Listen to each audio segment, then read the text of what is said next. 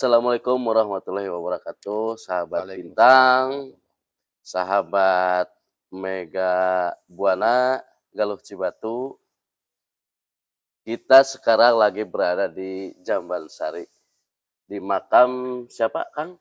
Raden Adipati Arya Kusumadiningrat. Raden Adipati Arya di Arya Arya Kusumadiningrat. Kusuma di Ningrat. Ya, itu. Kita sekarang lagi bersama Bapak Nandang yang akan mengulas sedikit tentang Jambansari. Nah, pada hari ini hari Sabtu ya? Ya, Sabtu. Sabtu siang sambil ngobrol santai, kita akan bertanya-tanya tentang Jambansari. Siap, siap, Nah, siap, siap, siap. gimana Kang Nandang tentang Jambansari, sejarah Jambansari untuk saat ini seperti apa? Oke. Terlebih dahulu saya ucapkan Assalamualaikum warahmatullahi wabarakatuh. Tentunya Waalaikumsalam. untuk sahabat Bintang Galuh, juga sahabat Mega Buana Cibatu. Nah, perkenalkan, nama saya Nandang Semada Putra, selaku juru kunci situs Jambansari yang berada di Kabupaten Ciamis. Tepatnya titik koordinatnya berada di lingkungan Lembur Situ, di Kecamatan Ciamis, Kelurahan Ciamis, dan termasuk sentralisasi Kabupaten Ciamis. Nah, situs Jambansari tentunya Bang Ali ini biar sahabat kita di Bintang Galuh juga di Mega Buana Cibatu mengenal, terutama bagi orang-orang Galuh. Masyarakat luas. Masyarakat luas terutama khususnya bagi orang Khususnya Ciamis ya. bagaimana Orang Ciamis. Ciamis yang berbicara tentang mengenal tentang sejarah, ada identik sejarah tentang sejarah Galuh yang sudah Galuh, tidak asing ya. lagi. Nah, situs Jambansari itu luasnya kurang lebih ada 4 hektar itu, dan diapit oleh 2 jalan. Ya. Sebelah selatan Jalan Ki Haji Ahmad Dahlan, dan sebelah utara adalah Jenderal Ahmad Yani. Ya. Itu. Jadi dari titik sentral kabupaten ataupun alun-alun dari Masjid Agung itu tidak jauh aksesnya ke sini. Paling setengah kilo ada ya? 500 meter betul. 500 500 meter jarak tempuhnya bisa ditempuh dengan kurun waktu 10 menit lah, Ya. sampai ke sini jalan kaki itu. Ya. Apalagi kalau pakai kendaraan. Lebih cepat. Lebih cepat. Nah, ada apa dan siapa? Nah, makanya sosok situs Jambansari ini bicara tentang situs pasti ada benda-benda purbakala, Ya. lalu juga ada tokoh. Ya. Nah, kita mau bercerita nih, obrol ringan aja buat buat sahabat Bintang Galuh, juga Mega Buana Cibatu. Jambansari itu adalah sekarang menjadi areal pemakaman. Areal pemakaman keluarga. Ya. Nah, di antara areal pemakaman keluarga adalah satu sosok figur yang terkenal, yaitu beliau bernama Raden Adipati Kusumadiningrat, adalah salah satu sosok pemimpin di zaman penjajahan Belanda. Ya. Nah, di zaman penjajahan Belanda. Beliau itu hidup di era 1800. Tahun 1800-an. Jadi kita riwayat singkat sejarah Kanjeng Eyang dulu dah. Nah, Raden Adipati Kusumadiningrat itu adalah keturunan Adipati, keturunan pemimpin juga. Ya. Nah, ramandanya Adipati yang bernama Raden Adipati Adikusuma, dan ibunya Raden Ayu Gilang Kancana. Nah, melalui beliau gitu, lahirlah Raden Adipati Kusumadiningrat, dan beliau lahir di Galuh Garut Tengah. Kalau mungkin orang Ciamis mengenal tentang sekarang itu lokasinya yang disebut Imbanagara. Galuh Garut Tengah itu adalah sentralisasi kepemerintahan daripada Galuh terakhir, generasi penerus daripada Adipati Panaikan. Nah, nanti akan nyambung dengan Karangkambulan atau Bojong Salawe. Raden Adipati Kusumadiningrat lahir di tahun 1814 di Galuh Garut Tengah. Nah, dari ibundanya yang bernama Raden Ayu Gilang Kancana.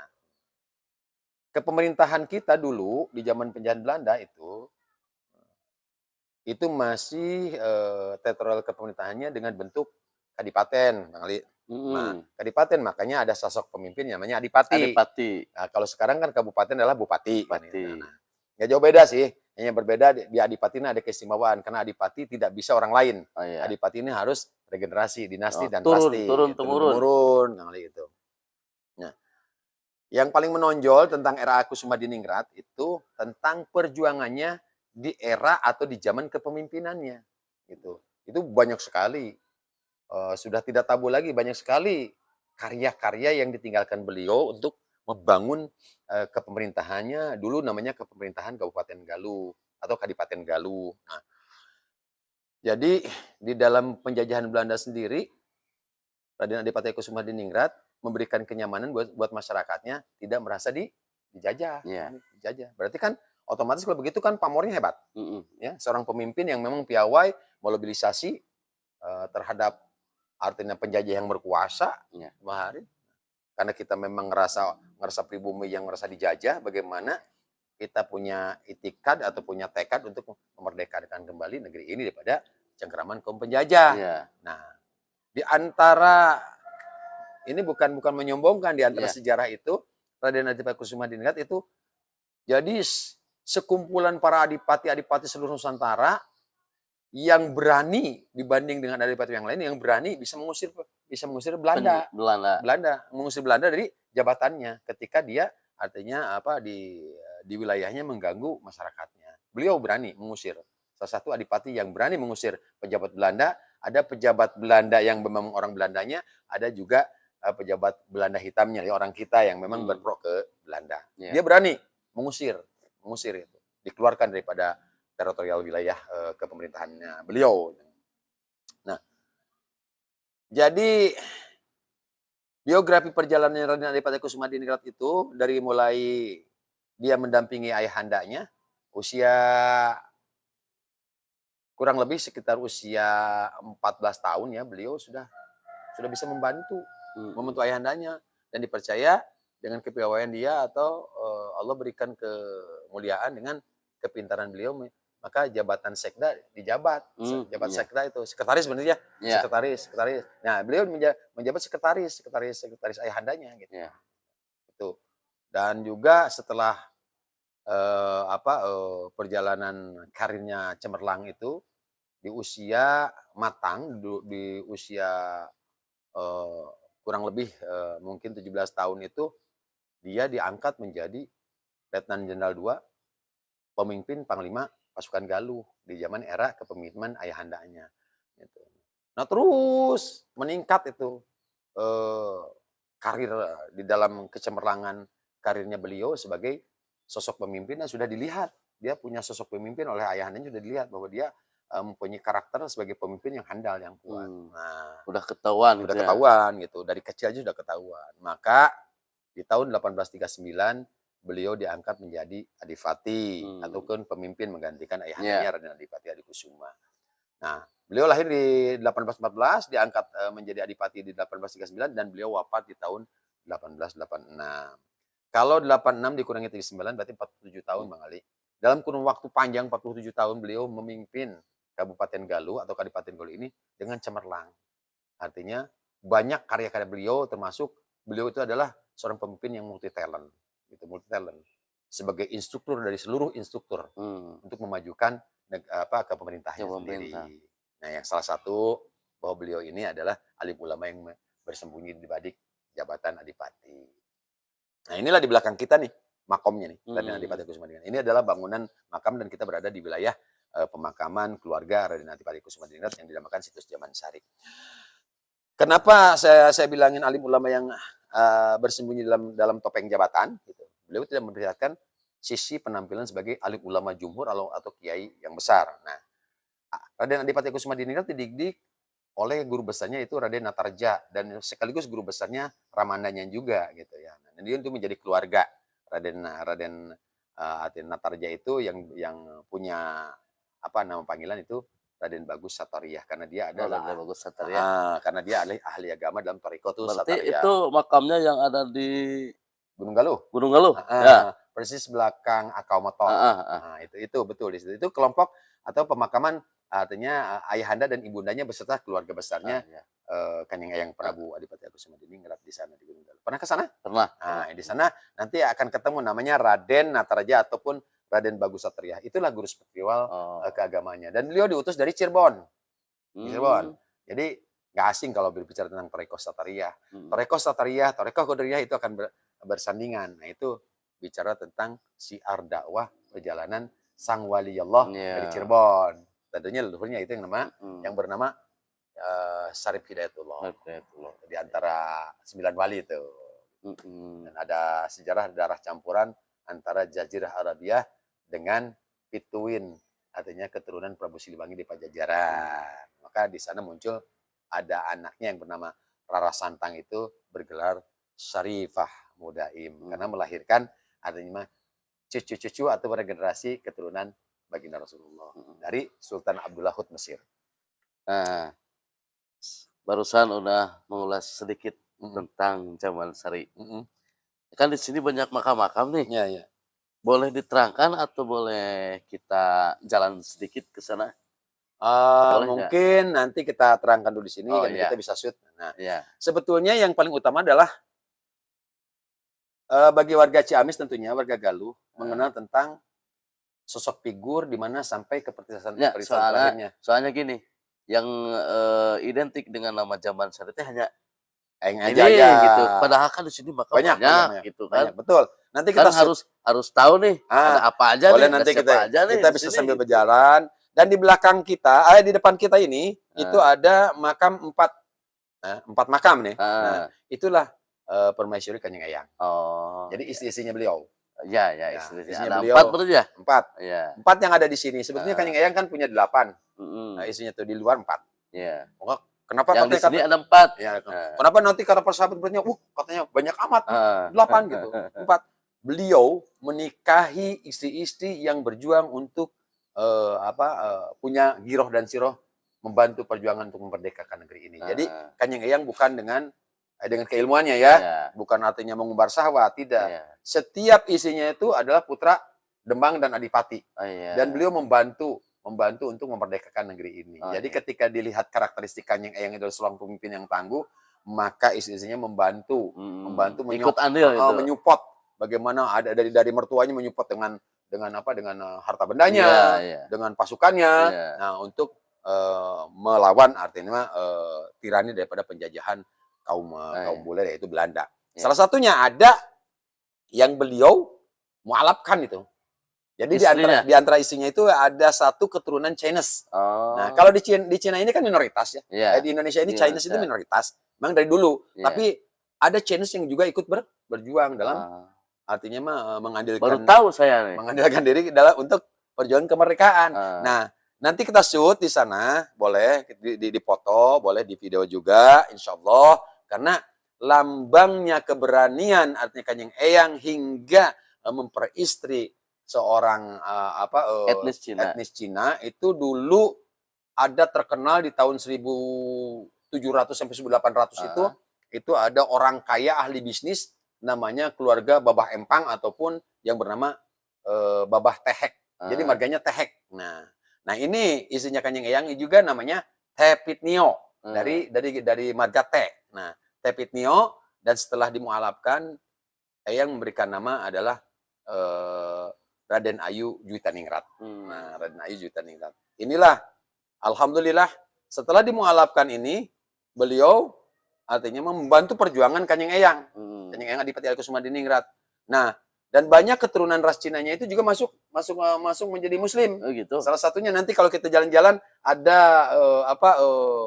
gedung tua, tempat ataupun bekas rumahnya mertuanya beliau masih ada.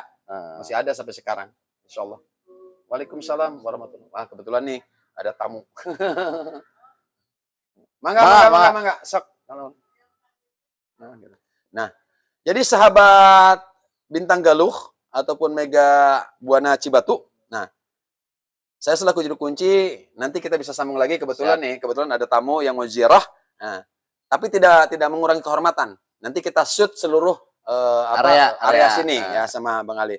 Untuk sementara itu aja dulu. Nanti kita bisa berbincang lagi dengan Bang Ali atau dengan lain untuk sahabat Supi Bintang Galuh dan juga sahabat Mega Buana Cibatu.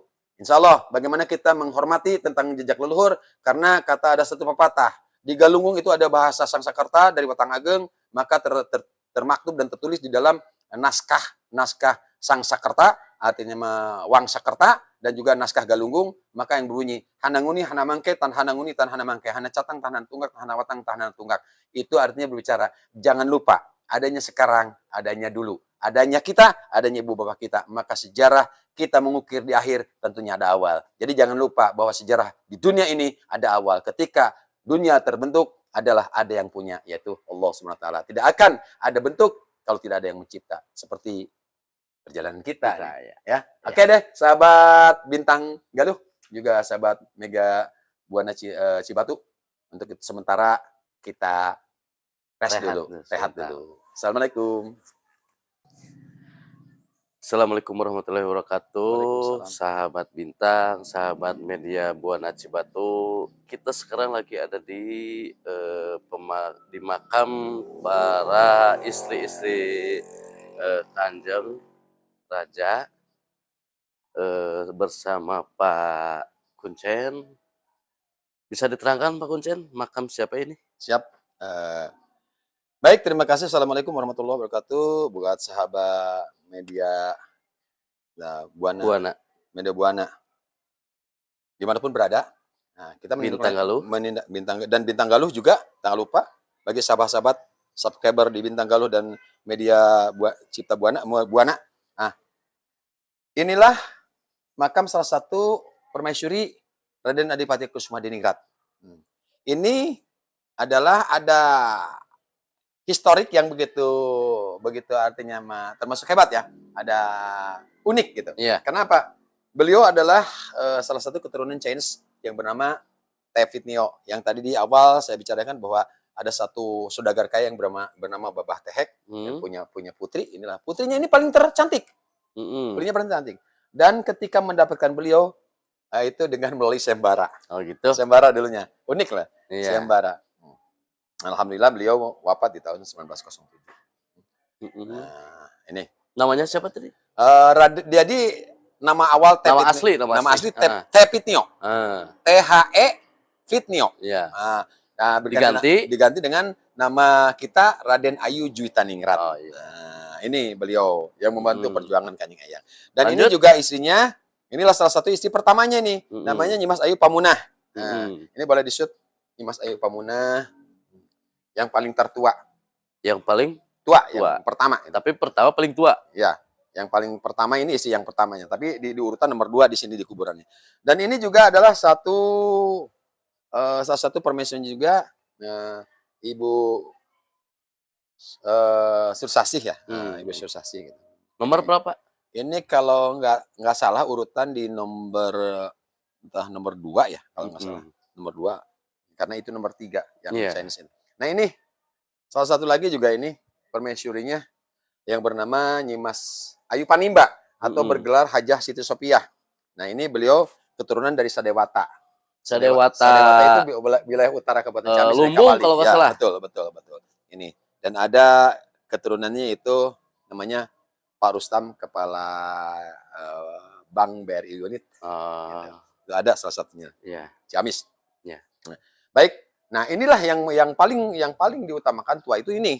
Ini permaisurinya. Lalu yang di bawah ini boleh di-shoot, ini adalah putra dan keturunannya regenerasi. Dari sini. Dari Kanjeng Eyang, dari istri-istrinya. Ini adalah salah satu putranya yang bernama Eyang Berbaraningrat, putrinya. Nah, ini keturunan dari beliau gitu ini. Jadi yang di bawah ini semua adalah para cucu buyut beliau sampai ke generasi kelima. Gitu ya. Sampai generasi kelima. Oke, kita langsung lihat ke sana. Kita lanjut melihat areal sekeliling pemakaman Raden Adipati Kusuma-Diningrat, makam keluarga. Nah, di sini di sebelah sini ada makam yang pakai kelambu. Ini adalah putrinya beliau dari istri yang keluarga Chinese. Nah, ini putrinya yang Fitnio, ini bernama Raden Ayu Mustikaningrat. Dan beliau dipersunting menjadi istri permaisuri Sultan Sumedang yang bernama Pangeran Sugih. Nah, putranya ada 13 dari beliau itu. Jadi cucunya Kanjeng itu dari putri yang ini dari orang Cina ini, dari putri dari istri yang Cina ini punya 13. Nah, inilah salah satunya putra yang pertama laki-laki. Karena putra yang pertama itu adalah perempuan, putri, sudah meninggal di Sumedang. Jadi ada identik hubungan Ciamis dan Sumedang, Galuh dan Sumedang itu. Nah ini di bawah ini ada silsilah nih, boleh di-shoot. Nah ini Raden Panji, nah gitu. Nah ini juga yang pakai saung ini adalah putranya Kanjeng Eyang yang bernama Eyang Kusuma Miardja dari salah satu istrinya. Jadi kaya sebetulnya, dan zaman sekarang ini adalah khasanahnya keturunannya itu banyak, luas, luas. Maka kalau misalkan zaman Sari, diperhatikan oleh keluarga melalui yayasan pengelolanya, seluruhnya bersatu, insya Allah.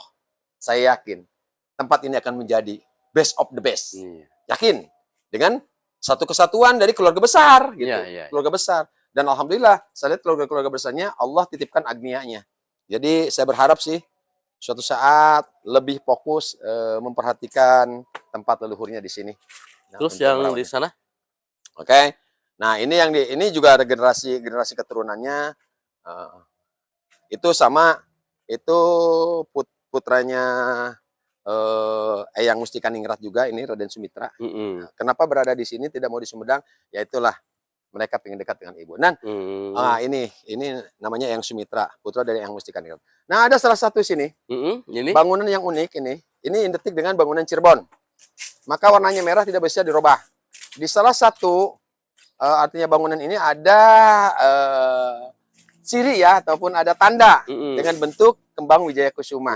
Terus ini mau nanya, ini kenapa ditutup seperti ini? Nah, ini ditutup itu sebenarnya safety saja, tidak ada unsur tidak ada mistik unsur lain itu. Jadi zaman dulu karena namanya tetengger itu apa namanya kalau bahasa Indonesianya itu ini papan nama kuburan ini. Yeah. Nah, supaya batu nisan namanya itu supaya tidak cepat hancur, makanya ditutupi pakai kaleng. Karena kan udah kepanasan, udah kehujanan, lapuk. Maka inisiatif dulu itu orang-orang tua dulu men-safety dengan memberikan itu kaleng-kaleng itu. Itu tutup sebenarnya. Kalau bahasa di kepala mah topi. Ada nama tapi di sananya. Ada namanya. Dan ini ada Raden Permana Ningrat, boleh dibuka, Dimas Ayu Kencana ya. Boleh dilihat? Silahkan boleh. Buka aja sendiri mau nggak apa-apa. Buka salah satu aja ya? Ya, boleh untuk mewakili salah satunya. Nah, dari sini lihat. Nyi Raden Permana. Oh iya. Nah, itu NJ itu adalah singkatan Nyimas. Iya. Atau Nyi. Itu ada juga namanya cuma sudah ini. Udah kehapus.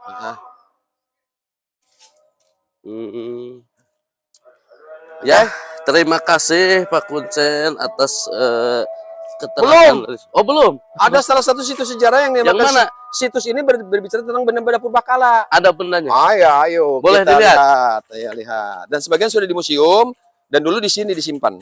Oh, gitu. Banyak dulu. Banyak. Jenisnya apa? Batu. Nah, maka artefak itu namanya. Ada menhir. Ada lingga, ada yang mungkin biasa kontek-kontekan mungkin. Itu adalah salah satu tamu. Mohon maaf. Ya. Ini juga masih putra makam. Ya. Nah, ini sebetulnya putra dari yang tadi. Raden Ayu Mustika Ningrat. Keturunan Sumedang, Pangeran Sugih. Nah. Kita bisa lewat sini. Assalamualaikum.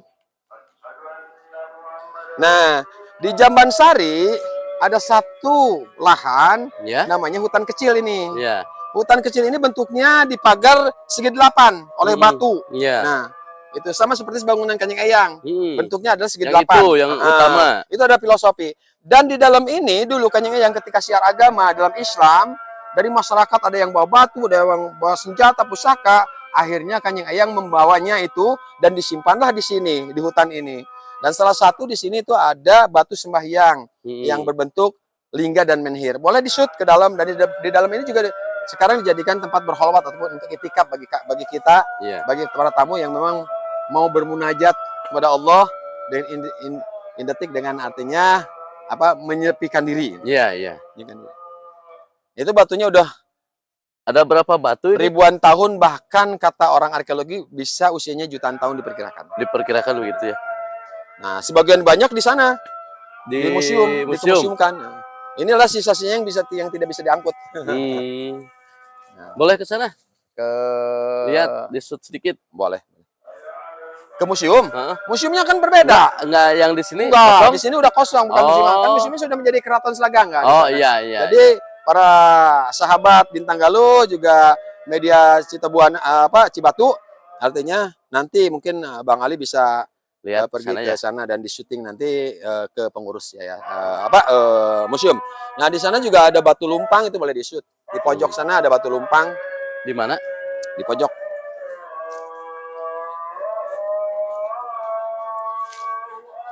Oh ini? Itu batu lumpang itu. Kalau kata bahasa Sunda itu jubleg. Dan ada batu mirip bebek, makanya disebutkan batu entog. Nah itu tuh, udah tua tuh. Ini? Di belakangnya itu ada batu mirip entog, tapi nggak ada kepalanya. Baru tahu.